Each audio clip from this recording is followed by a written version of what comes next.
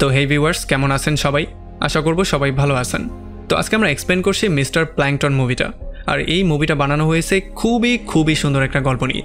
আসলে এটা হচ্ছে কি একটা ফিল গুড মুভি। এটা দেখার পরে আপনার মনটা ভালো হয়ে যাবে, এটা আমি প্রমিস করে আপনাকে বলতে পারি। সো এই জন্য আমি বলবো ভিডিওটা শেষ পর্যন্ত দেখার জন্য, আর নয়তোবা অনেক কিছুই মিস করে ফেলবেন। আর যাদের মন খারাপ তারা তো মুভিটা অবশ্যই দেখবেন, তাহলে আপনার মনটা এই মুভিটাই ভালো করে দেবে। তো চলুন কথা না বাড়িয়ে শুরু করি আজকের ভিডিও। তো এই গল্পের শুরুতে আমরা দেখতে পারি খুবই সুন্দর একটা ল্যান্ডলর্ড জয়ের কাছে তার ঘরটাকে খালি করানোর জন্য আসে। তবে এখানে সে যদিও জয়কে পায় না, তবে তার অ্যাসিস্ট্যান্টকে সে এখানে পেয়ে যায়, যাকে সে টিঙ্গু বলে ডাকতো। আর তারা সবাই তাকে ম্যাডাম বলে ডাকতো। আর ম্যাডাম এখানে টিঙ্গুকে বলে যে টিঙ্গু, তোমার বস কোথায়? তোমার বসকে আমি কতবার করে বললাম ঘরটাকে খালি করার জন্য, কিন্তু সে আমার কোনো কথাই শুনছে না। এখানে কনস্ট্রাকশনের কাজ হবে, এখানে যে ইউনিয়নের মেম্বাররা আছে তারা সবাই ঘরটাকে খালি করানোর জন্য আমার মাথা খেয়ে ফেলছে। আমি সবাইকে বলেছি, সবাই অলরেডি ঘর খালি করে দিয়েছে, তবে তোমার বস কোনোভাবেই ঘরটা খালি করতে রাজিই হচ্ছে না। সে আমার কোনো কথার পাত্তাই দিচ্ছে না। আমি তাকে বলেও দিয়েছিলাম যে যদি তোমার থাকার মতো কোনো জায়গা না থাকে তাহলে তুমি আমার ঘরে চলে আসো। আমার ঘরে একটা কিং সাইডের বেড আছে, যেটার অর্ধেক অলরেডি খালি পড়ে আছে। দুজন সেখানে একসাথে মিলেমিশে রয়ে যাব। তবে সে আমার কোনো কথা পাত্তাই দিচ্ছে না। তবে এইবার সে আসলে তুমি তাকে অবশ্যই বলে দেবে, যাতে করে সে দ্রুত ঘরটাকে খালি করে। আর যদি তার থাকার মতো কোনো জায়গা না থাকে তাহলে যেন সে আমার বাসায় চলে আসে। তবে এরপরে যখন ম্যাডাম এগুলো বলে এখান থেকে চলে যায়, তখন আমরা দেখতে পারি জয়ী সোফার নিচ থেকে বের হয়। আসলে যেই সোফার উপরে ম্যাডাম বসেছিল সেই সোফার নিচেই জয় ছিল। আর যখন জয় এখানে বের হয় তখন টিঙ্গু তাকে জিজ্ঞেস করে যে তোমাদের দুজনের মধ্যে সম্পর্কটা আসলে কি। তখন জয় তাকে বলে যে সে হচ্ছে আমার মম। আর এইটা শোনার পরে তো চিঙ্গুর অবস্থা একেবারে খারাপ হয়ে যায়। সে তাকে জিজ্ঞেস করে যে এত হট আর এত সুন্দর মম তুমি পেলে কোথায়? আর আমরা দেখতে পারি তখন জয় তার স্টোরিটাকে কন্টিনিউ করে। এখানে জয় তাকে বলে যে সে হচ্ছে আমার মম, আমার সিস্টার, আমার ল্যান্ডলর্ড, আমার দোকানের মালিক, সমস্ত কিছু হচ্ছে সে। এই দুনিয়াতে একমাত্র সেই হচ্ছে আমার সব কিছু। তবে এগুলো শোনার পরে টিঙ্গুর মনে হয় যে হয়তোবা সে আবারও আলতু কথা বলা শুরু করবে, এই জন্য সে গিয়ে তার কাজে ফোকাস করার সিদ্ধান্ত নেয়। আর এখানে আমরা জানতে পারি জয় টিঙ্গুর সাথে মিলে মার্ডার করা ছাড়া সমস্ত কাজগুলো করত। জয় ফ্লাটিং করা এবং তার ব্রেইনের ইউজ খুব ভালোভাবে করতে পারত। আর এদিকে টিঙ্গুর টেকনোলজিতে অনেক বেশি এক্সপার্ট ছিল। এরপরে পরদিন সকালবেলা মিন নামের একটা ভয়ঙ্কর মেয়ে চলে আসে জয়ের কাছে। আর এখানে সে তাকে এসে বলে যে কালকে আমার বিয়ে হতে যাচ্ছে, আমি চাই তুমি আমার বিয়ে থেকে আমাকে কিডন্যাপ করে নিয়ে যাবে। আর তখন আমরা জানতে পারি এই মেয়েটা আসলে হচ্ছে একজন গ্যাংস্টার। আর এইটা শোনার পরে জয় তাকে বলে যে এই কাজটা করতে তো আমি একেবারে রেডি হয়ে বসে আছি, এই কাজটা করতে আমি অনেক উপভোগ করব। তবে তখন আবার টেঙ্গু তাকে এটা বুঝিয়ে বলার ট্রাই করে যে এত বেশি উপভোগ করা শরীরের জন্য একেবারেই ভালো না। তুমি কি এটা জানো যে মিনের যে হাজব্যান্ড হতে যাচ্ছে সে আসলে কে? সে হচ্ছে একটা বিশাল বড় ডন, যার নাম হচ্ছে ওয়াং। আর যদি সে কোনো রকমে আমাদের সম্পর্কে জানতেও পারে যে আমরা কীরকম করার প্ল্যানিং করছি, তাহলে সে আমাদেরকে আর জীবিত রাখবে না। এরপর এদিকে আমরা দেখতে পারি জিমি নামের খুবই সুন্দর একটা মেয়েকে, যে কিনা তার জন্য একটা রিং সিলেক্ট করতে এসেছিল। আসলে সামনের মাসেই তার বিয়ে, আর এই বিয়ের প্রিপারেশনের জন্যই সে এই রিংটা সিলেক্ট করতে এসেছে। তবে এখানে যখন সে একজনের সাথে কথাবার্তা শুরু করে তখন আমরা জানতে পারি আসলে সে 2 মাসের প্রেগনেন্ট। তবে এই ব্যাপারটা নিয়ে সে একেবারেই চিন্তা করছে না, কারণ তার শ্বশুরবাড়ির লোকজন এই খবরটা অলরেডি জানে। তারা জানে যে জিমি প্রিন্সের বাচ্চার মা হতে যাচ্ছে। তো এরপরে জিমি চলে আসে হসপিটালে ডক্টরের সাথে মিট করার জন্য।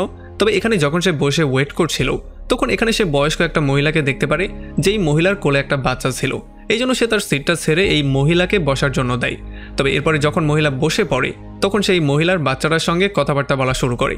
সে তাকে বলে যে ওলে লেলে, তোমার চোখগুলো তো অনেক সুন্দর, তোমার চোখগুলো তো একেবারে তোমার নানুর মতো। তবে তখন এই মহিলাটা একটু রাগ নিয়ে তাকিয়ে বলে যে এটা নানুর মতো হবে না, এটা হবে মায়ের মতো, কারণ আমিই হচ্ছে গিয়ে তার মা।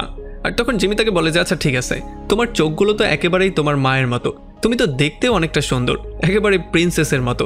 তবে তখন আবারও সেই মহিলা একটু রাগ নিয়ে তার দিকে তাকায়, আর সে বলে যে সে প্রিন্সেসের মতো না, সে প্রিন্সের মতো, কারণ সে হচ্ছে গিয়ে ছেলে। আর এতে করে জিমি একটু বেশি এম্বারেস ফিল করে ফোনটা বের করে কথাবার্তা বলার নাটক করা শুরু করে। তবে তখনই আবার তার ফোনে কল চলে আসে। এইটা দেখার পরে তো এখানে সে আরও বেশি লজ্জিত হয়ে যায়। এই জন্য সে এখান থেকে দ্রুত চলে যাওয়াই ঠিক মনে করে। এরপরে সিন চলে আসে ওয়াং আর মিনের বিয়ের মধ্যে। আমরা দেখতে পারি ওয়াং এখানে তার বিয়ের মধ্যে পাগলের মতো টাকা খরচ করেছে। সব দিকে শুধু গ্র্যান্ড আয়োজন, আর সকাল থেকে শুরু করে বিকাল পর্যন্ত সমস্ত জায়গায় পারফরমেন্স চলছে। আর এগুলোকে এখানে সবাই এনজয় তো করছেই, তাছাড়া এখানে ব্রাইডও বসে ব্যাপারগুলোকে এনজয় করছিল। তবে যখন এখানে ওয়াং চলে আসে তখন এইটা দেখার পরে সবাই পুরোপুরি শকড হয়ে যায় যে ওয়াং হচ্ছে গিয়ে 40 বছর বয়সী একটা বুড়ো। সে এত ইয়াং একটা মেয়েকে কি করে প্রেমের জালে ফাঁসিয়ে তাকে বিয়ে করার জন্য রাজি করাতে পারলো। তবে আসলে তারা তো এই ব্যাপারটা জানতো না যে ওয়েং মিনকে না, বরং মিনই ওয়েংকে পটিয়ে বিয়ে করার সিদ্ধান্ত নিয়েছে। তাদের মধ্যে বিয়েটা হয়েও যায়। তবে মিন বারবার করে পেছন দিকে তাকাচ্ছিল আর সে সারাটা সময় ধরে জোয়ের জন্য ওয়েট করছিল। একটু পরে জো একেবারে হিরোর মতো পেছনের রাস্তা দিয়ে বাইক নিয়ে চলে আসে আর এখানে তাকে দেখার পরে সবাই পুরো শকড হয়ে যায়। এরপর সে ওয়েনের মুখের মধ্যে জোরে একটা পাঞ্চ করে মিনকে বাইকের পেছনে তুলে সেখান থেকে পালিয়েও চলে যায়। এখানে সবার মনে হয়েছিল হয়তোবা এখানে কোনো প্র্যাঙ্ক করা হচ্ছে, যেই জন্য তারা সবাই তালি দেওয়া শুরু করে। তবে একটু পরে যখন তারা ওয়েংয়ের কাছে যায় আর তার ভাঙা একটা দাঁত দেখতে পারে তখন তারা বুঝতে পারে এখানে কোনো একটা সমস্যা হয়েছে। এই জন্য তারা গিয়ে জোকে থামানোরও ট্রাই করে। তবে জো তো অলরেডি বাইক নিয়ে সেখান থেকে পালিয়ে চলেও গিয়েছে। তবে যখন সে রাস্তা দিয়ে খুবই স্পিডে বাইকটাকে ড্রাইভ করছিল তখন হঠাৎই তার চোখের সামনে সমস্ত কিছু অন্ধকার হয়ে যায়। সে সেখানেই বেহুশ হয়ে যায়, যেই জন্য তার একটা ভয়ঙ্কর রকমের অ্যাক্সিডেন্ট হয়ে যায়। এখানে জয় তার ছোটবেলার একটা স্বপ্ন দেখতে পারে, যেখানে তার বাবা মা দাঁড়িয়ে তাকে বলছিল যে তুমি আমাদের বাচ্চা না, সো আমাদের থেকে তুমি দূরে চলে যাও। আর এরপরে যখন সে জ্ঞান ফিরে পায় তখন সে দেখতে পারে সে একটা হসপিটালে ভর্তি। এখানে ডাক্তার তাকে তার চেম্বারে নিয়ে এটা এক্সপ্লেন করে বলে যে তার একটা স্পেশাল ধরনের ব্রেনের রোগ আছে, যেটা কিনা বাবা মার থেকে ছেলেমেয়েরা পেয়ে থাকে। আর এই জন্য এখন তার কাছে মাত্র 3 মাসের সময় আছে। 3 মাস পরেই হয়তোবা তাকে মরতে হতে পারে। আর এটা শোনার পরে তো জয়ের অবস্থা প্রচণ্ড খারাপ হয়ে যায়। সে চিন্তা করে আমার বাবা তো কোনোদিনও আমাকে ভালোবাসা দেয়নি, বরং সে আমাকে এমন একটা রোগ দিয়ে গেছে যেই রোগ আমাকে 3 মাসের মধ্যে মেরে ফেলবে। আর তাছাড়া গডও তো আমার সাথে বেইনসাফি করলো। আমি ছোটবেলাও না কিছু পেলাম, বড় হয়েও না কিছু পেলাম। আর তখন এদিকে আমরা দেখতে পারি জিমি অন্য একটা হসপিটালে অন্য একটা ডক্টরের সঙ্গে কথাবার্তা বলছিল। এখানে ডক্টর তাকে বলে যে আপনার এমন একটা রোগ হয়ে গেছে যেটার জন্য আপনি আর কখনোই মা হতে পারবেন না। এটা শোনার পরে তো জিমির মাথায় আকাশ ভেঙে পড়ে। সে গিয়ে ডক্টরের হাত পা ধরা শুরু করে। সে তাকে বারবার করে রিকোয়েস্ট করে বলা শুরু করে যে যাতে করে ডক্টর এমন কিছু একটা বের করে ফেলে যাতে তার এই রোগটা ঠিক হয়ে যায়। সে তাকে বলে যে আমার কয়েকদিন পরেই একটা রয়্যাল ফ্যামিলির সাথে বিয়ে হতে যাচ্ছে, যেখানের উত্তরসূরি হওয়াটা হবে ভাগ্যের একটা ব্যাপার। তাছাড়া আমি তাদেরকে মিথ্যা কথা বলে এইটাও বলে দিয়েছি যে আমি 2 মাসের প্রেগনেন্ট। সো যদি এখন তারা সত্যিটা জানতে পারে আর তারা বুঝতে পারে যে আমি কখনোই মা হতে পারবো না, তাহলে তো তাদের সমস্ত স্বপ্নগুলো এমনিতেই নষ্ট হয়ে যাবে। সো এইটা কোনোভাবেই আমি হতে দিতে পারি না। আপনি এমন কিছু একটা করুন যাতে করে আমার রোগটা ঠিক হয়ে যায়। তবে ডক্টর তাকে ক্লিয়ার করে এই ব্যাপারটা বলে দেয় যে আপনার যে রোগটা হয়েছে সেটার কোনো চিকিৎসা নেই। ডক্টর তাকে এটাও বলে যে নর্মালি এই রোগটা 50 বছরের পরে হয়ে থাকে, তবে আপনার 28 বছরে হয়ে গেছে। এইটা খুবই শকিং একটা ব্যাপার ছিল। সো এখন যদি আপনার বিয়ে ভেঙেও যায় আমি এর জন্য কিছুই করতে পারবো না। এই জন্য প্রচণ্ড আপসেট হয়ে জিমি সেখান থেকে বেরিয়ে চলে আসে আর সে সেই রুমের দিকে এগিয়ে যায় যেই রুমের মধ্যে মৃত মানুষদের আত্মীয় স্বজনরা গিয়ে কান্নাকাটি করে। আসলে এই রুমগুলো এই জন্য হসপিটালে রাখা হয় যাতে করে কান্নাকাটি করার সময় অন্য কারোর ডিস্টারবেন্স না হয়। এখানে যখন জিমি যাচ্ছিল তখন জো দূর থেকেই তাকে দেখতে পারে, এই জন্য সে তাকে ফলো করা শুরু করে। আর যখনই জিমি সেই রুমের মধ্যে যায় তখন সে চিৎকার করে করে কান্নাকাটি করা শুরু করে। আর জো দূর থেকে দাঁড়িয়ে এই ব্যাপারগুলো দেখছিল। আর এখানে সেই মহিলাটাও চলে আসে যেই মহিলার বাচ্চাকে জিমি বলে দিয়েছিল যে তুমি দেখতে তোমার নানির মতো। তখন এই মহিলা তাকে বলে যে বাহ, ব্যাপারটা তো খুবই সুন্দর, আমি যেখানেই যাই না কেন আমার আগেই তুমি সেই পর্যন্ত পৌঁছে যাও। তুমি কি আমার সাথে কম্পিটিশন করা শুরু করলে নাকি? আমার বাচ্চাটাকে একটু ধরো তো। এরপরে সে তার হাজব্যান্ডকে কল দিয়ে উল্টা পাল্টা রকমের গালাগালাজ করা শুরু করে। সে তাকে বলে যে যদি এইবার তুমি আটকুড়া হওয়ার ইঞ্জেকশন না নাও তাহলে তোমার অবস্থা আমি খারাপ করে দেব। আর এরপর সে জিমিকে সমস্ত ব্যাপারটা এক্সপ্লেন করে বলা শুরু করে। সে বলে যে আমার অলরেডি 5টা বাচ্চা আছে, তারপর কোলে একটা আছে, আর এখন ডাক্তার আমাকে খবর দিল যে আমার পেটে এখন টুইন বাচ্চা আছে। এই জন্য সে প্রচণ্ড আপসেট হয়ে তার হাজব্যান্ডকে কল দিয়েছিল। তবে তখন জিমি তাকে বলে যে আমাকে খবর দেওয়া হয়েছে যে আমি আর কখনোই মা হতে পারবো না। আপনার তো এতগুলো বাচ্চা, আপনার একটা বাচ্চাকে আপনি আমাকে দিয়ে দিবেন? তবে এইটা শোনার পরে মহিলা এতটাই ভয় পেয়ে যায় যে জিমির থেকে সে কোনো রকমে তার বাচ্চাটাকে নিয়ে দ্রুত সেখান থেকে বেরিয়ে চলে যায়। আর তখন জিমির নিচে বসে জোরে জোরে কান্নাকাটি করে আর চিৎকার করে করে বলা শুরু করে যে 3 দিন পরেই আমার একটা রয়্যাল ফ্যামিলির সাথে বিয়ে হচ্ছে, আর এই বিয়েতে আমার রয়্যাল একটা বাচ্চার জন্ম দেওয়ার কথা ছিল। তবে এই রোগটাও আমারই হতে হলো। আমি বুঝলাম না গড কেন আমার সাথে এমনটা করলো, গড আমাকে একটু শান্তি কেন দিতে চায় না। আর যখন সেগুলো চিৎকার করে বলছিল তখন জো এই সমস্ত ব্যাপারগুলো দূর থেকেই শুনে ফেলে। আর তখন এই ব্যাপারটা আমরা জানতে পারি যে জিমি আর জয় একটা সময় দুজন রিলেশনে ছিল, তাদের মধ্যে সম্পর্কটা অনেক ভালো ছিল, তারা দুজন বিয়ে করারও স্বপ্ন দেখেছিল। তবে জয়ের বাচ্চা অনেক পছন্দ ছিল, কিন্তু জিমি একেবারেই বাচ্চা পছন্দ করতো না, কারণ তার বিশ্বাস ছিল ছোটবেলায় যেহেতু তারা তাদের বাবা মায়ের ভালোবাসা পায়নি, এই জন্য তারা কোনোভাবেই বাবা মায়ের মতো বাচ্চাদেরকে ভালোবাসতে পারবে না, কারণ তারা জানেই না বাচ্চাদেরকে বাবা মারা কী করে ভালোবাসে। এই জন্য সে কোনোভাবেই বাচ্চা নিতে চাইতো না, সে বাচ্চাদেরকে সবসময় হেট করতো। আর এই জন্যই তাদের মধ্যে ঝগড়া শুরু হয়ে যায়। আর জয় এইটা বলে ব্রেকআপ করে চলে যায় যে তুমি না কখনো একজন ভালো ওয়াইফ হতে পারবে না একজন ভালো মা হতে পারবে।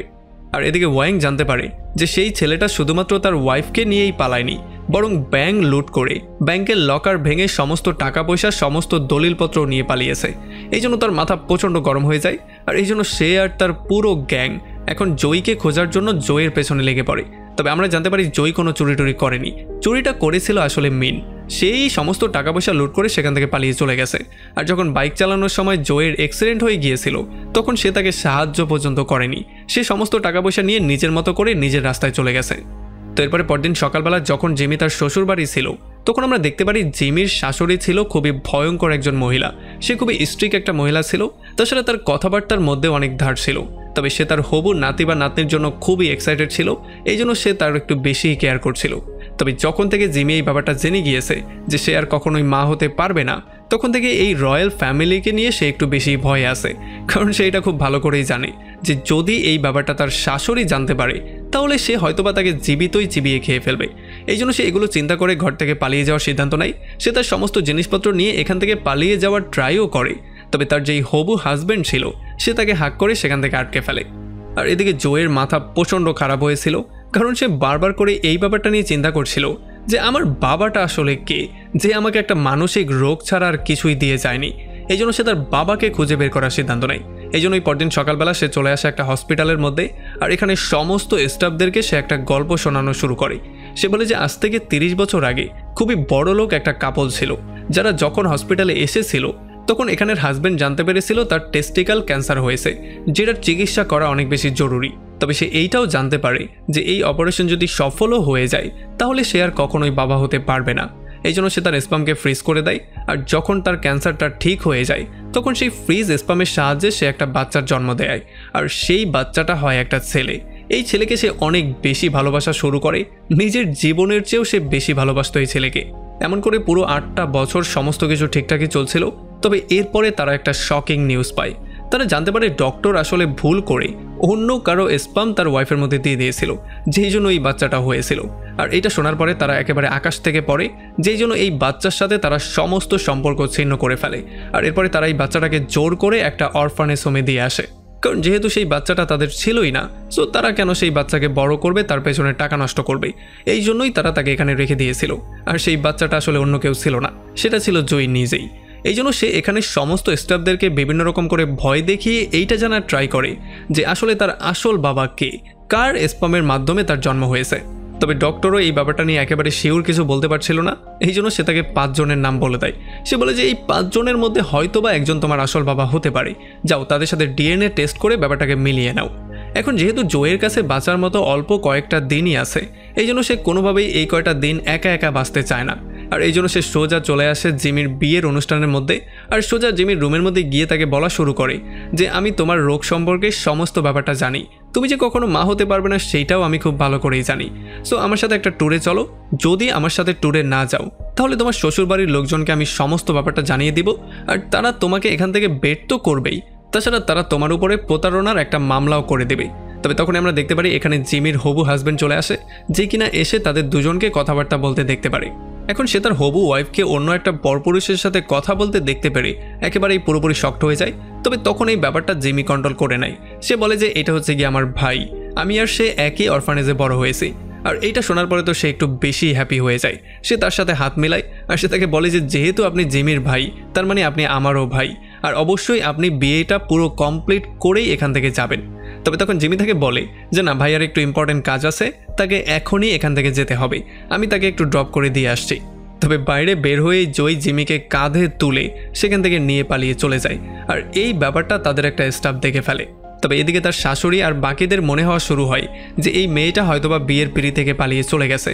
এই জন্য এখানের যেই পুরুষরা আছে, মানে এই রয়্যাল ফ্যামিলির যেই পুরুষরা আছে, তারা তার মাকে উল্টাপাল্টা অনেক কিছু বলা শুরু করে।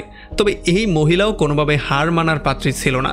সে বলে যে এই মেয়েটার পেটে আমাদের উত্তরসূরি আছে, মানে আমাদের বংশধর আছে, সো এই মেয়েটাকে তো আমি পৃথিবীর যেই কোনো কোণা থেকে বের করে নিয়েই আসবো। আর এদিকে তার হবু হাজব্যান্ড প্রচণ্ড আপসেট হয়ে কান্না করতে করতে সব কিছু ভাসিয়ে দিচ্ছিল। আর তখন এখানে তার মা চলে আসে, যে এসেই প্রথমে তার বিয়ের টুপিটা খোলে, আর এরপর সে তাকে আশ্বাস দিয়ে বলে যে তুমি আমার উপর সম্পূর্ণ বিশ্বাস রাখো, মা সমস্ত কিছু ঠিক করে ফেলবে। তবে তখনই এখানে সেই কর্মচারীটা চলে আসে। সে বলে যে আমি একটু আগেই দেখলাম একটা ছেলে আমাদের হবু ওয়াইফকে কাঁধে নিয়ে এখান থেকে পালিয়ে চলে গেছে, আর এইটা শোনার পরে তাদের কাছে এই ব্যাপারটা ক্লিয়ার হয়ে যায় যে আসলে জয়ী, যাকে কিনা জিমি ভাই বলে পরিচয় দিয়েছিল, সেই তাকে কিডন্যাপ করে এখান থেকে নিয়ে গেছে।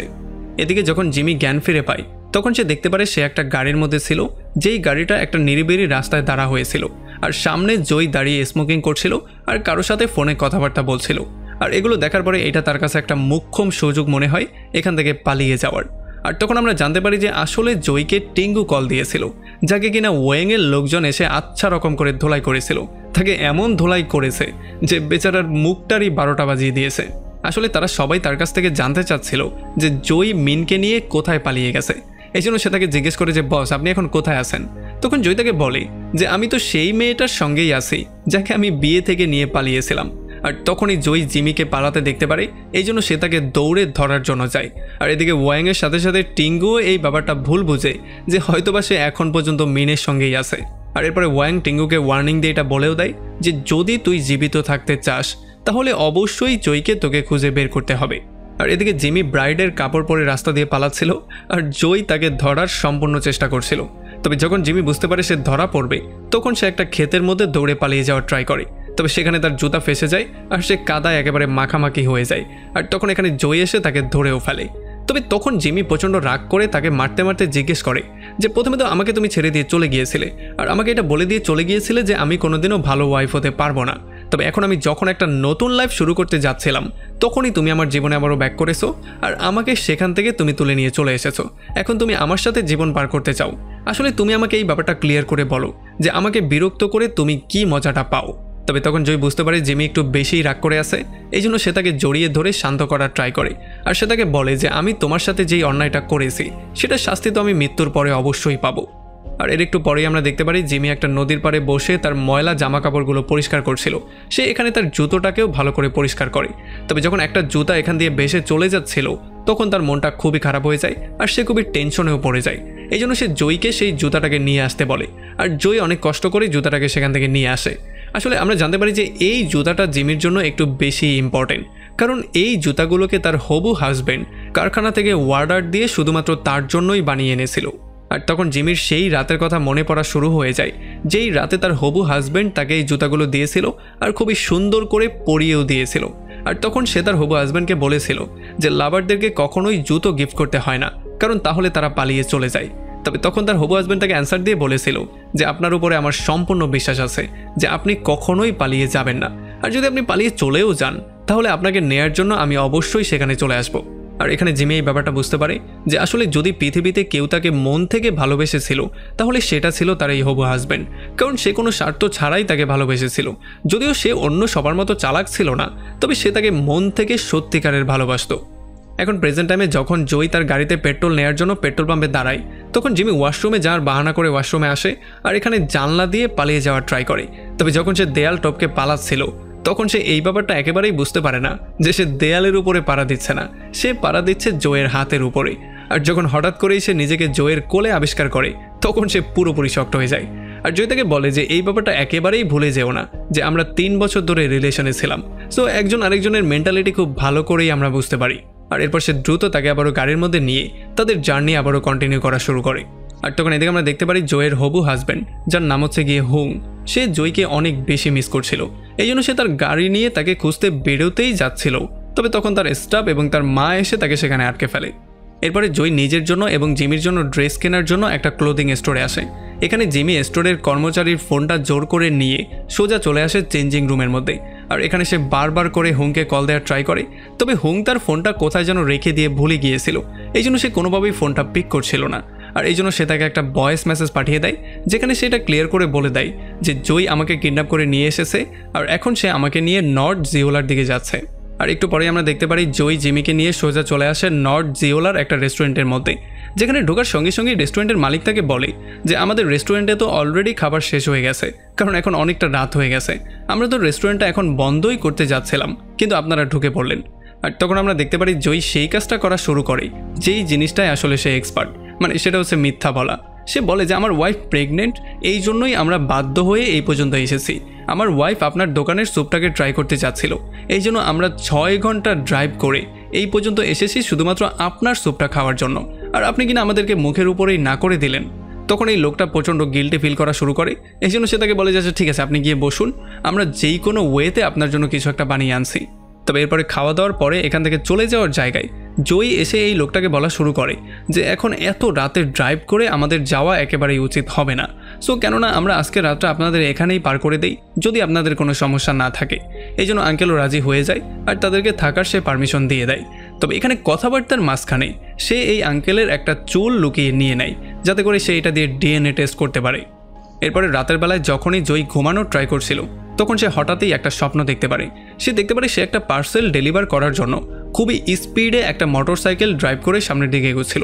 তবে তখনই হঠাৎ করে একটা গাড়ির সাথে তার অ্যাক্সিডেন্ট হয়ে যায়, আর এই গাড়ি থেকে বেরিয়ে আসে জয়ের বাবা, মানে যে কিনা জয়ীকে পৃথিবীতে এনেছিল। সে তাকে দেখার পরে পুরোপুরি শকড হয়ে যায়। গাড়ির মধ্যে তার সাথে তার ওয়াইফ এবং তার মেয়েও ছিল। তার ওয়াইফ বেরিয়ে তাকে বলে যে আমাদের মেয়ের মাথায় আঘাত পেয়েছে, সো দ্রুত এই ছেলেটার নাম্বার নিয়ে নাও, ইন্স্যুরেন্সের লোকজন পরবর্তীতে তার উপরে মামলা করবে। তবে আমরা দেখতে পারি জয়ের বাবা তাকে একটা ভিজিটিং কার্ড দিয়ে এখান থেকে সোজা বেরিয়ে চলে যায়। আর এই স্বপ্নটা দেখার সময় সে ঘুমের মধ্যেই চিৎকার করে করে বলছিল যে প্লিজ আমাকে ছেড়ে দিয়ে চলে যেও না, প্লিজ আমাকে ছেড়ে দিয়ে চলে যেও না। আর এগুলো দেখার পরে জিমি এসে তাকে ঘুম থেকে জাগায়, আর উল্টো সে জিমিরই হাত পা বেঁধে এখান থেকে বেরিয়ে চলে আসে। সে সোজা গিয়ে তার এজেন্টের সঙ্গে মিট করে আর ডিএনএ টেস্টের জন্য সে সেই হেয়ারটা তাকে দেয়। এরপর সে তাকে বলে যে আমার জন্য একদিন হচ্ছে গিয়ে 1 বছরের সমান, সো প্লিজ কালকে দুপুরের মধ্যেই আমাকে রেজাল্ট দেওয়ার ট্রাই করবে। তবে এরপরে যখনই সে সেখান থেকে আবারও সেই রেস্টুরেন্টে ব্যাক করে, তখন সে দেখতে পারে আঙ্কেলের সমস্ত ছেলেরা এখানে একসাথে মিলে ঝগড়া করছে। আসলে তাদের রেস্টুরেন্টের বাইরে একটা কনস্ট্রাকশনের কাজ চলছে, এই জন্য তারাও চাচ্ছিল এই রেস্টুরেন্টটাকে বিক্রি করে দিয়ে এখানে একটা বিশাল বড় কনস্ট্রাকশনের কাজ করতে, যাতে করে সেখান থেকে তারা কিছু টাকা ইনকাম করতে পারে। তবে কোনোভাবেই তারা তাদের বাবাকে রাজি করাতে পারছিল না, এই জন্য সমস্ত ছেলেরা মিলে নিজেদের মধ্যেই ঝগড়া শুরু করে দিয়েছে।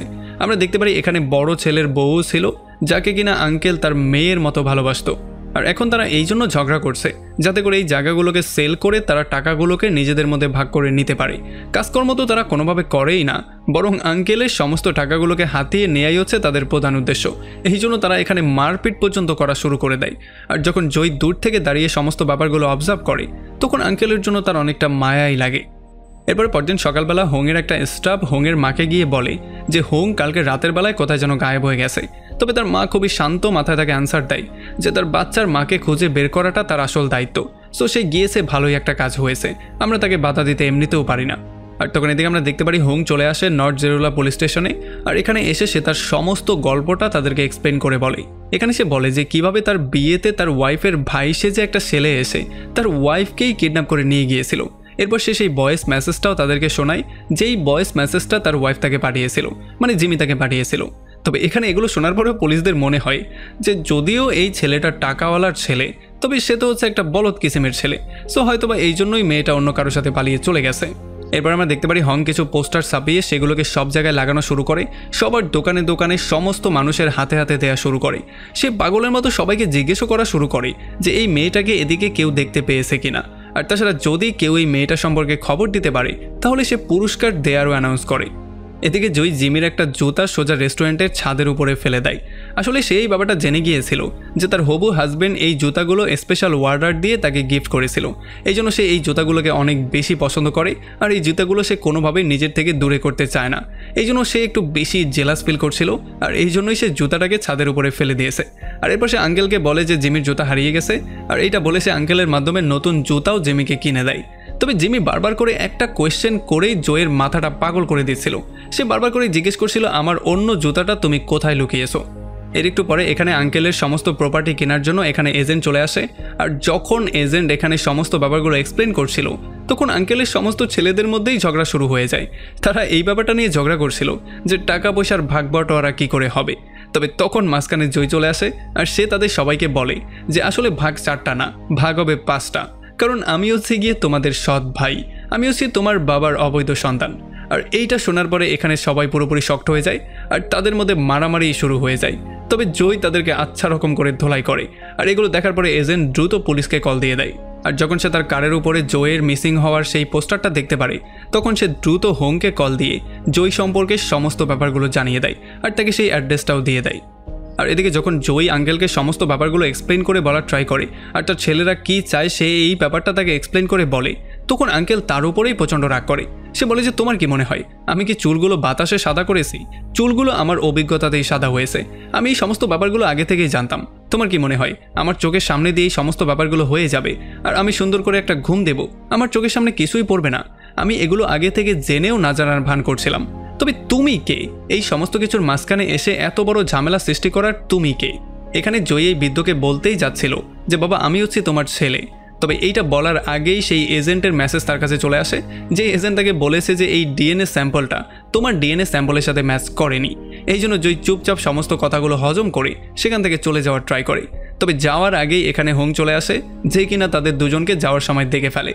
জিমি তো পাগলের মতো ছটফট করা শুরু করে, সে বারবার করে হোংকে ডেকে বলে যে প্লিজ আমাকে তার থেকে সেভ করো, এই পাগলের সাথে আমি আর থাকতে চাই না। আর সে তাকে গাড়ি থামানোর জন্য বারবার রিকোয়েস্ট করে। তবে জয় তার গাড়ি তো থামাই না, বরং ফুল স্পিড দিয়ে এখান থেকে পালিয়ে চলে যায়। আর হোং আরও একবার দেখতে পারে তার চোখের সামনে থেকে তার হবু স্ত্রীকে নিয়ে কেউ একজন চলে যাচ্ছে। তবে তখন এদিকে জয়ের নাম্বারটাকে ট্র্যাক করে টিঙ্গু আর ওয়াংও সমস্ত লোকজন নিয়ে এই রেস্টুরেন্ট পর্যন্তই চলে আসে। তবে যেহেতু জয় এখান থেকে একটু আগেই পালিয়ে চলে গেছে, এই ব্যাপারটা টিঙ্গু আর ওয়াং জানতো না। এই জন্য তারা এসে সমস্ত অস্ত্রশস্ত্র শো করে। যখন আঙ্কেলকে জয় সম্পর্কে জিজ্ঞেস করে তখন আঙ্কেল তাদের উপরে প্রচণ্ড রাগ করে। সে চিন্তা করে যে সবাই কেন আমার রেস্টুরেন্টে এসেই ঝামেলা শুরু করেছে, এই জন্য সে ওয়াংকে থাপড়ানো শুরু করে। তবে যখনই ওয়াং সমস্ত অস্ত্রশস্ত্র বের করে তখনই এখানে পুলিশ চলে আসে। আর পুলিশরা এগুলো দেখার পরে তাদেরও একটা ভুল হয়ে যায়। তাদের মনে হয় যে হয়তোবা এই সমস্ত গুন্ডাগুলো রেস্টুরেন্টে এসে সমস্ত কিছু ভাঙচুর করে তাদের থেকে টাকা দাবি করছিল। এই জন্য পুলিশরা তাদের সবাইকে অ্যারেস্ট করে তাদেরকে পুলিশ স্টেশনে নেয়ার ট্রাই করছিল। তবে তখনই হোং পুলিশের গাড়িটাকেই চুরি করে সেই গাড়ি দিয়েই জয়ের পেছনে যাওয়া শুরু করে। আর এই খবরটা একটু পরে তার মাও জেনে যায়, যেটা শোনার পরে সে একটু বেশি টেনশনে পড়ে যায়। এই জন্য সে দ্রুত গিয়ে জন নামের একটা লোককে কল দেয় আর তাকে পরবর্তী ফ্লাইটেই দ্রুত এখানে আসতে বলে। আর তখন এদিকে আমরা দেখতে পারি যখন ওয়েং আর তার সমস্ত লোকজনকে লকআপের মধ্যে ঢোকানো হয় তখন ওয়েংয়ের গ্রুপের মধ্যে এমনও একটা লোক ছিল যে কিনা আগে পুলিশ হওয়ার জন্য প্রিপারেশন নিয়েছিল, মানে পুলিশের সমস্ত এক্সাম দিয়েছিল। এই জন্য সে তাদেরকে বলে যে নিয়ম অনুযায়ী তো 24 ঘন্টার আগে আপনারা আমাকে লকআপের মধ্যে ভরতে পারেন না। তবে তখন পুলিশ তাদেরকে বলে যে এটা কোনো লকআপ না, এটা হচ্ছে কি আমাদের স্টোর রুম, সো চুপচাপ এখানে বসে থাকো। আর এদিকে হুং পুলিশের গাড়ি নিয়ে এসে সোজা জোয়ের গাড়ির উপরে উঠিয়ে দেয়, যেই জন্য জোয়ের কারটাও অ্যাক্সিডেন্ট হয়ে যায়। আর যখন তারা সবাই বাইরে আসে তখন হুং একটা ইলেকট্রিক গানের মাধ্যমে তাকে বারবার করে ভয় দেখানো শুরু করে। তবে জয় তার সামনে জিমিকে দিয়ে দেয়, আর এই জন্য হুং কোনোভাবেই তাকে শ্যুট করতে পারছিল না। তবে সে ভুল করে নিজেকেই শ্যুট করে দেয়, যেই জন্য এখানে একটা শক খাওয়ার জন্য সে এখানে বেহুশ হয়ে পড়ে যায়। আর এই সমস্ত ব্যাপারগুলো যখন জিমি দেখতে পারে তখন সে গিয়ে জয়কে পেটানো শুরু করে। আসলে অ্যাক্সিডেন্টের জন্য জয়ের মাথায় আগে থেকেই আঘাত লেগেছিল, যেই জন্য তার মাথা দিয়েও রক্ত পড়ছিল। আর যখন জিমি তাকে পেটানো শুরু করে তখন জয়ও এখানে বেহুশ হয়ে পড়ে যায়। এখন জিমি ছিল হুশে আর তার দুইটা বয়ফ্রেন্ডে এখানে বেহুশ হয়ে পড়েছিল। এই জন্য জিমি এই ব্যাপারটা বুঝতেই পারছিল না যে এখন সে কাকে সেভ করবে আর কার সাথে থাকবে। আর তখনই জিমির মনে পড়ে যে যখন সে হুংয়ের মমের কাছে রান্না শিখতে গিয়েছিল তখন যেহেতু সে কোরিয়া থেকে ছিল এই জন্য হুংয়ের মম প্রথম দিনেই তার উপরে চিল্লাচিল্লি করা শুরু করেছিল আর তাকে সেখান থেকে বের করে দিয়েছিল। এই জন্য জিমি প্রচণ্ড মন খারাপ করে একটা জায়গায় বসে কান্নাকাটি করা শুরু করেছিল। আর তখন তার চোখের পানি মোছার জন্য হুং এসে তার নিজের রুমালটা তাকে দিয়েছিল। আর এরপর থেকেই তাদের দুজনের মধ্যে সম্পর্ক ভালো হওয়া শুরু হয়েছিল, তাদের দুজনের মধ্যে প্রেমও হয়ে গিয়েছিল। তবে জিমির মনের মধ্যে এটা ভয় ছিল যে হুংও তার সাথে রিলেশনশিপে থাকার পরে হয়তো একটা পর্যায়ে তাকে ছেড়ে দিয়ে চলে যাবে। এই জন্য সে তাকে সরাসরি বিয়ের কথা বলে দেয়, যেটার জন্য হুং রাজিও হয়ে যায়। আর সে গিয়ে তার মায়ের সঙ্গে এটা নিয়ে কথাবার্তা বলে। তবে সমস্যাটা ছিল তার মা 2 বছর আগেই তার বিয়ে অন্য একজনের সাথে সেট করে দিয়েছিল। এই জন্য তার মা কোনোভাবেই তাকে জিমিকে বিয়ে করতে পারমিশন দিচ্ছিল না। তবে সেও ছিল একজন নাছোড় বান্দা, সে গিয়ে তার ঘরের সামনেই হরতাল শুরু করে দেয়। মানে সে এখানে অনশন করা শুরু করে। সে খাবার দাবার তো খায়ই না, বরং রোদ বৃষ্টি যাই হোক না কেন সে এখানেই বসে সময় পার করার সিদ্ধান্ত নেয়। আর যখন তার মা এই সমস্ত ব্যাপারগুলো দেখতে পারে তখন তার মাথা আরও বেশি গরম হয়ে যায়। সে এই জন্য বিয়ের পারমিশন দিবে না বলেই সিদ্ধান্ত নিয়ে নেয়। আর যখন সে এই ব্যাপারটা বুঝতে পারে তখন সে জিমিকে এনে সোজা সবার সামনে এটা বলে দেয় যে জিমির পেটে আমার বাচ্চা আছে, এই জন্য আমাকে বিয়ে করতে হলে তাকেই করতে হবে, আর এই জন্যই আমি তাকে বিয়ে করতে চাই। আর এইটা শোনার পরে তো তার মায়ের মাথায় পুরো আকাশ ভেঙে পড়ে। আর এই জন্য বাধ্য হয়ে তার মা তাকে বিয়ে করার পারমিশন দিয়ে দেয়। তবে এটার জন্য তার ফ্যামিলির মধ্যে তার অনেক দুর্নাম ছড়িয়ে পড়ে, কারণ সবাই তাকে খুবই ভালো ছেলে মনে করেছিল। তবে সেই একটা বিশাল বড় আকাশ করে বসে আছে। মানে এখানে জিমি বুঝতে পারে যে জিমির ভালোর জন্য হোং তার নিজের বদনামি করেছিল তার রয়্যাল ফ্যামিলিতে, যেখানে সে চাইলেই অন্য একটা মেয়েকে বিয়ে করে খুবই আরামসে সংসার করতে পারত। আর যখন সে জানতে পারে হোংয়েরও বাচ্চা খুবই পছন্দ, তখন সে তাকে বলে যে আমরা দুজন মিলে অনেক বাচ্চা জন্ম দিব, আমরা বিয়ের পরে বাচ্চা জন্ম দিতে দিতে পাগল হয়ে যাব, আমরা গ্রিনিস ওয়ার্ল্ড রেকর্ড বানিয়ে ফেলবো বেশি বাচ্চা জন্ম দেওয়ার। আর তখন প্রেজেন্টেই জিমি বুঝতে পারে যে সে হোংয়ের ভালোবাসার একেবারেই যোগ্য না, কারণ যদি হোং জানতে পারে সে কখনোই বাচ্চার জন্ম দিতে পারবে না, তাহলে তার সমস্ত আশা ভরসা ভেঙে চুরমার হয়ে যাবে। আর এই ব্যাপারটা জিমিও কোনোদিন মেনে নিতে পারবে না। এই জন্য আমাকে এই পাগলকে এখানেই রেখে দিয়ে জয়ীকে নিয়েই পালিয়ে যেতে হবে, কারণ আমি চাই না কোনোভাবেই আমার জন্য কেউ কষ্ট পাক। আর যখন পুলিশ তাদের গাড়িটা খুঁজতে খুঁজতে সেই গাড়ি পর্যন্ত চলে আসে, তখন এখানে তারা শুধুমাত্র হোংকেই পায়। এই জন্য তারা হোংকে ধরে সোজা জেলেই ভরে দেয়। তবে একটু পরে পুলিশের কাছে একটা কল আসে, তাদেরকে বলা হয় হোংকে এখান থেকে ছেড়ে দেওয়ার জন্য। তবে যখন তারা হোংকে ছেড়ে দেয়, তখন ওয়াং আর তার সমস্ত লোকজন চিল্লাচিল্লি করা শুরু করে। তারা বলে যে এটা তো হচ্ছে বেআইনি একটা কাজ, আমাদেরকে এখানে বন্দি করে রেখে তাকে তুমি কিভাবে ছেড়ে দিতে পারো। তবে পুলিশ তাদেরকে একেবারে ফ্রি করে দেয় না। পুলিশের কাছে অর্ডার ছিল যে হোংকে ছেড়ে দাও, তবে হোংকে একেবারে একা ছেড়ে দিও না, তাকে জনের কাছে দিয়ে দিবে। তবে এদিকে হোংয়ের পুলিশদের উপরে প্রচণ্ড রাগ ছিল, কারণ তারা না জিমিকে খুঁজে বের করার ট্রাই করছিল, না তাকে এখান থেকে যেতে দিচ্ছিল। এই জন্য সে উল্টাপাল্টা রকম করে চিল্লাচিল্লি করা শুরু করে। আর এই সুবাদে ওয়েং আর তার সমস্ত লোকজন তার স্টোরিটা জেনে যায়। তারা বুঝতে পারে যে তার ওয়াইফকেও বিয়ের আসর থেকে কোনো একটা হারামজাদা কিডন্যাপ করে নিয়ে গেছে। এই জন্য এই স্টোরির সাথে সে খুব ভালো করেই রিলেট করতে পারে। এই জন্য সে তার পক্ষে কথাবার্তা বলা শুরু করে। আর যখন হোং এখানে ভাঙচুর করা শুরু করে দিয়েছিল, তখন তারা সবাই মিলে তাকে চিয়ার আপ করছিল, যাতে করে সে আরও বেশি ভাঙচুর করে। তবে তখনই এখানে আমরা দেখতে পারি জন নামের একটা লোক চলে আসে, যে কিনা ছিল বডিগার্ড টাইপের একজন, যে কিনা শুধুমাত্র হোংয়ের মমের কথাতেই কাজ করতো। আসলে জন কখনোই কোনো কথাবার্তা বলতো না, সে না হ্যাঁ বলতো না না বলতো, সে শুধু সিরিয়াস ফেস নিয়ে তার কাজটাকে সম্পাদন করে সেখান থেকে বেরিয়ে চলে যেত। এরপরে গাড়ির মধ্যে জন তাকে জয়ের আমলনামাটা দেয়, যে আমলনামা দেখে সে এটা বুঝতে পারে যে জয় আসলে কোনো নর্মাল কেউ না, সে এতিম কেউ না, সে তো একটা কোটিপতির ছেলে। তবে সে একটা সময় ঘর থেকে গায়েব হয়ে গিয়েছিল, যেই জন্য এখন সে এদিক সেদিক ঘুরে বেড়াচ্ছে। তবে তখন তার মাথায় কোয়েশ্চেন চলে আসে যে তাহলে জিমি কেন তাকে এটা বলল যে সে হচ্ছে আমার ভাই আর সে আমার সাথে অরফানেজেই বড় হয়েছে, সে কেন মিথ্যা কথা বলতে গেল? আসলে কি তাহলে জিমি ইচ্ছা করে তার সাথে পালিয়ে গিয়েছে? আমরা শুধুই আমাদের সময় নষ্ট করছি। আর তাছাড়া জন সেই রেস্টুরেন্টের সিসিটিভি ফুটেজের প্রিন্ট আউটও নিয়ে এসেছিল, যেখানে জিমিকে হাসি খুশি অবস্থায় দেখা গিয়েছিল। আর যখন হং এই সমস্ত ব্যাপারগুলো দেখতে পারে, তখন সে পুরোপুরি শকড হয়ে যায়। তার মনে হয় যে হয়তোবা জিমি ইচ্ছা করেই এখান থেকে চলে গিয়েছিল। আর এতে করে তার এই ব্যাপারটা সন্দেহ চলে আসে যে হয়তোবা জন এই সমস্ত ব্যাপারগুলো গিয়ে তার মাকে বলে দিবে। আর যদি এমনটা হয়, তাহলে তার মা কোনো দিনও জিমির সাথে তাকে বিয়ে দিবে না। এই জন্য সে এখানে সমস্ত প্রমাণাদি ছিঁড়ে ফেলে, মানে সমস্ত প্রিন্ট আউটগুলো ছিঁড়ে টুকরো টুকরো করে ফেলে। আর সে চিৎকার করে করে বলা শুরু করে যে জিমি কখনোই আমার সাথে এমনটা করতে পারে না, জিমি কখনো আমাকে ধোকা দিতে পারে না, আমার যে কোনো ওয়েতে তার সাথে মিট করতে হবে এবং তার সাথে মিট করে আমার কিছু কথা বলতে হবে। এই জন্য সে জনকে গাড়ি থেকে বের করে তার গাড়িটা নিয়েই পালিয়ে যাওয়ার ট্রাই করে। তবে গাড়িতে উঠে সে দেখতে পারে যে চাবিটা তো জন অলরেডি নিয়েছে। এরপরে জন তার গাড়িতে ওঠে আর পাশের সিটে বসে আরামসে হেলান দিয়ে তার কাছে চাবিটাকে ছুঁড়ে মারে। আর তখন হং এই ব্যাপারটা বুঝতে পারে যে জন আসলে তাকে ঘরে নেয়ার জন্য আসেনি, বরং সে তার এই পুরো জার্নিতে তার সঙ্গ দেওয়ার জন্য এসেছে। তো এরপরে গল্প চলে আসে পরদিন সকালবেলা। আমরা দেখতে পারি জয় জিমিকে নিয়ে ট্রেনের মাধ্যমে বুসানের দিকে যাচ্ছিল তার দ্বিতীয় নাম্বার বাবার সাথে মিট করতে, মানে যেই 5 জনের লিস্ট দিয়েছে সেখানে 2 নম্বর বাবার সাথে মিট করতে। তবে এখানে ট্রেনের মধ্যে জিমি একটা মহিলাকে তার বাচ্চাকে ফিট করতে দেখতে পারে, আর এটা দেখার পরে সে একটু বেশি ইমোশনাল হয়ে যায়। সে চিন্তা করে যে যদি আমারও একটা বাচ্চা থাকতো তাহলে কতই না ভালো হতো। তবে এই ব্যাপারগুলো যখন জয় বুঝতে পারে, তখন সে তাকে তার আসল গল্পটা বলা শুরু করে। সে তাকে বলে যে আমি আমার আসল বাবার খোঁজে দ্বিতীয় ট্রাই করার জন্য বুসানের দিকে যাচ্ছি। তবে তখন জিমি তাকে জিজ্ঞেস করে যে তোমার মাথায় এই সমস্ত ব্যাপারগুলো এখনই কেন আসতে গেল? আর তখনই জয় তাকে তার রোগের কথাটা বলে দেয়। তবে পরক্ষণেই সে কথাটাকে ঘুরিয়ে দিয়ে বলে যে খুব শীঘ্রই আমার ছুটি শেষ হয়ে যাচ্ছে, এই জন্য ভাবলাম কেননা হোমওয়ার্কটা এখনই করে নেওয়া যাক। আর এগুলো বলার সময়ই সে খুবই দুর্বল ফিল করা শুরু করে, তার মধ্যে কিছু একটা ফিল হওয়া শুরু হয়। এই জন্য সে দৌড়ে ওয়াশরুমে চলে আসে। এরপরে যখন ট্রেন বুসান স্টেশনে চলে আসে, তখন জিমি গিয়ে তার ওয়াশরুমের দরজায় টোকা দেওয়া শুরু করে। তবে জয় ওয়াশরুম থেকে বেরিয়ে হচ্ছিল না। একটু পরে যখন জয় বেরিয়ে চলে যায়, তখন জিমি দেখতে পারে ওয়াশরুমের মধ্যে অনেকগুলো ওষুধ পড়ে আছে। এগুলো দেখার পরে সে কিছুটা অনুমান করতে পারলেও সে জয়কে সরাসরি কনফ্রন্ট করাটাকে ঠিক মনে করছিল না। আর যখনই তারা বুসানের স্টেশন থেকে বাইরে আসে, তখন সেখানের সিসিটিভি ফুটেজ জনের কাছে চলে আসে। এতে করে তারা বুঝতে পারে যে তারা দুজন এখন বুসানে আছে, আর এই জন্য তারা দুজনও তাদেরকে ধরার জন্য বুসানের দিকে যাওয়া শুরু করে। আর এদিকে জয় তার বাবাকে খুঁজতে যাওয়ার আগে নিজের জন্য এখান থেকে শপিং করে আর জিমির যেই সমস্ত জিনিসগুলো পছন্দ হচ্ছিল সে তাকে সমস্ত জিনিসগুলো কিনে দিচ্ছিল।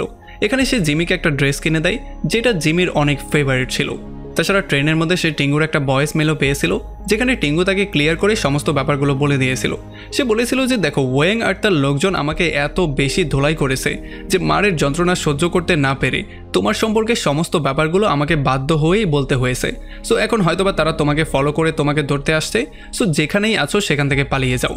তবে তখন এদিকে আমরা দেখতে পারি ওয়াং আর তার লোকজন অলরেডি জেল থেকে বাইরে চলেও এসেছিল আর তারা টিঙ্গুকে ধরে সোজা রেল লাইনের মধ্যেই বেঁধে ফেলে।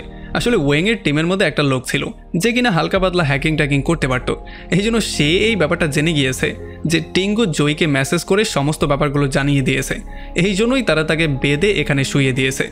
এখানে টিঙ্গু বারবার করে ওয়েংয়ের কাছে তার জীবনটা ভিক্ষা চাওয়া শুরু করে, তবে ওয়েং তার জীবন ভিক্ষা দিতে একেবারেই প্রস্তুত ছিল না।